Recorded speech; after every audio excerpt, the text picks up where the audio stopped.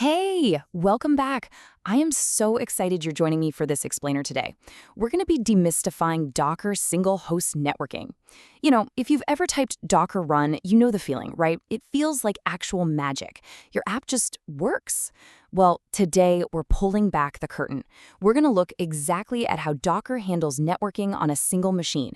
It's totally foundational knowledge, but honestly, it is completely fascinating. Okay, let's dive right into this with a bit of a paradox. Think about it. The entire point of a container is isolation, right? They're literally designed to build walls so your applications don't mess with each other.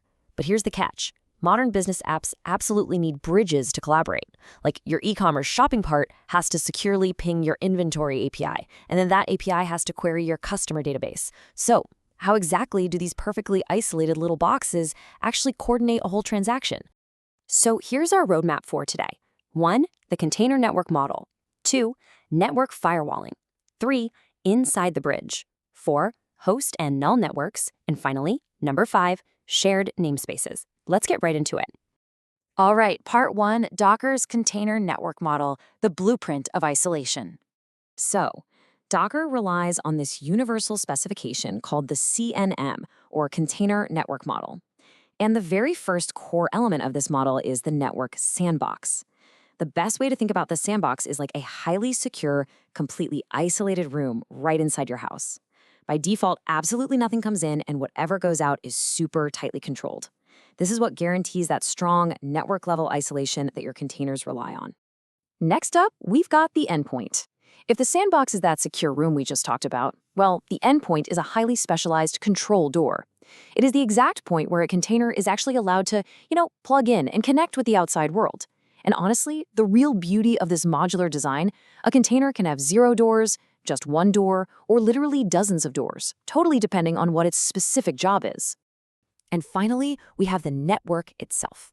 To kind of wrap up our physical metaphor here, the network is the secure hallway that connects all those doors together. It's the actual pathway that transports data packets back and forth between those different endpoints, just making sure all that data securely reaches the right destination. When we put all 3 of these pieces together, it really reveals something powerful. Think about a single container that has multiple endpoints attached to it. What that means is it's securely participating in 2 completely different network conversations at the exact same time. And it's all seamlessly mapped out by that CNM blueprint. Now, here's a kind of surprising fact. The CNM, it's just an abstract concept. Like it doesn't write a single line of networking code. Instead, Docker provides concrete drivers to do all the heavy lifting for us. We've got local implementations like bridge and host, and then global ones like overlay. But for today, we're keeping it focused strictly on the local, single-host implementations. Moving on to part 2, network firewalling and isolation, controlling the blast radius. So because these software-defined networks are just so incredibly lightweight, they actually double as a highly effective security tool. Let's say we have 2 containers sitting on a front network, while 2 other containers are on a back network. Now, containers attached to the exact same software-defined network, they can chat with each other freely. But containers on completely different networks? No way. They are strictly isolated.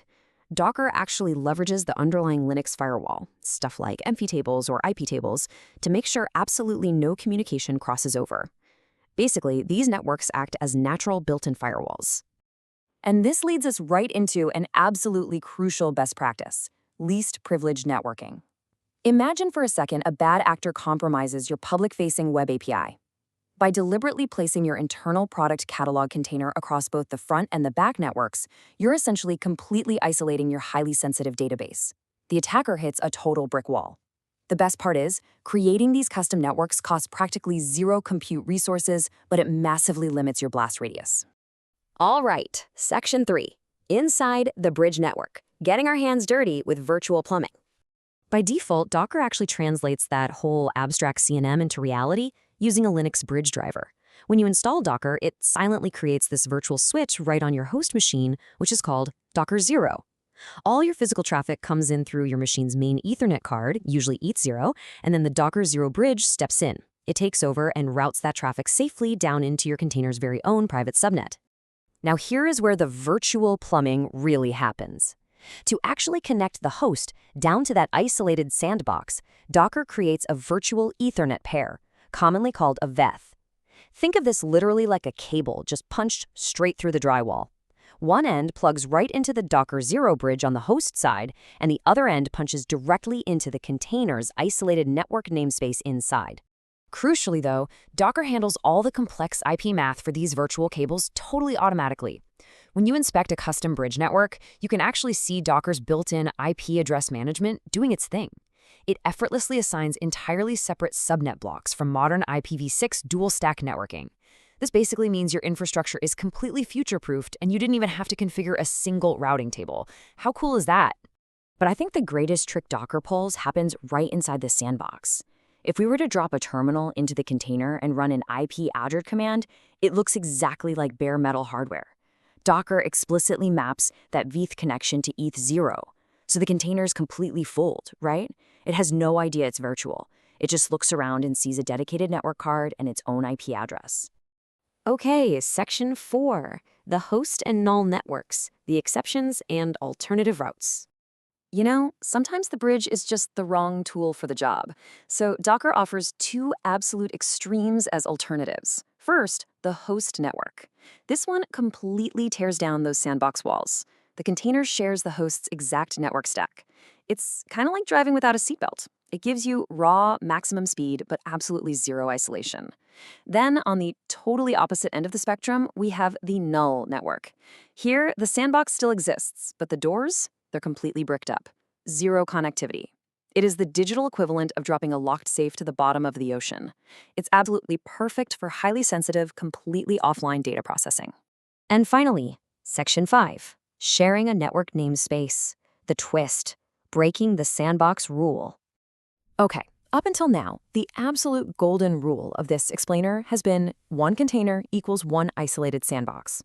But here is a major plot twist for you. You actually don't have to do that. Docker allows you to take a new container and attach it to the namespace of an existing container. Think about two distinct containers sharing the exact same IP address and ports. Because they share that space, they can talk to each other incredibly fast over localhost, pretty much exactly as if they were just two background processes running side by side on an old-school server. And guys, this isn't just some neat little debugging trick. It's a massive foundational blueprint.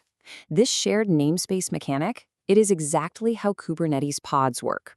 When you deploy a pod, Kubernetes is really just grouping multiple containers together, like maybe your main application and a sidecar proxy, and it's forcing them to share the exact same sandbox. They share an IP, they share a loopback interface, and they communicate entirely via localhost. Which pretty much brings us full circle. By understanding the container network model, these virtual Ethernet cables, and shared namespaces on just a single machine, you haven't just learned Docker today, you've actually mastered the physical building blocks that make massive global platforms like Kubernetes possible. The physics are exactly the same whether you're working on a laptop or a 10,000 node cluster. So that leaves us with one final thought to chew on. If a container's entire network is really just a brilliantly orchestrated illusion of isolation, what other unbreakable rules of your infrastructure are actually just clever software tricks? Thank you so much for hanging out with me in this explainer, and I will catch you in the next one.